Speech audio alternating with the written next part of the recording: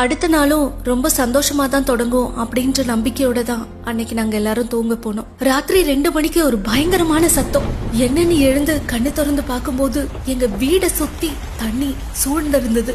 திரும்பி என் குடும்பத்தை பார்க்கும்போது யாருமே இல்ல.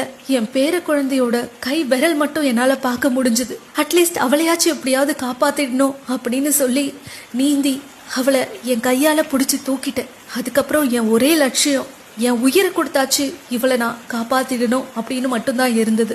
கண்ணு கெட்ட தூரம் வரைக்கும் ஃபுல்லா இருட்டு. அந்த இருட்டுலயும் எப்படியோ நீந்தி தப்பிக்க முயற்சி பண்ண ஆரம்பிச்சோம். நாங்க போயிட்டு இருக்கும்போது ஒரு 2 மாடி கட்டிடம் இடிஞ்சு தரமட்டமா உள்ள போய்கிட்டு இருக்கு. நாங்க தப்பிச்சு ஓடி ஒரு காட்டுக்குள்ள போயிட்டோம். காட்டுக்குள்ள கொஞ்சம் தூரம் ஓடினதுக்கு அப்புறம் பார்த்தா எங்களுக்கு எதிரில 3 காட்டு யானை, அதுவும் ஒரு கொம்பன் யானை எங்க கிட்ட நெருங்கி நெருங்கி வந்தது. நாங்க ஒரு பெரிய துயர்ல இருந்து ஓடி வந்திருக்கோம். தயவு செஞ்சு எங்களை எதுவும் பண்ணிடாத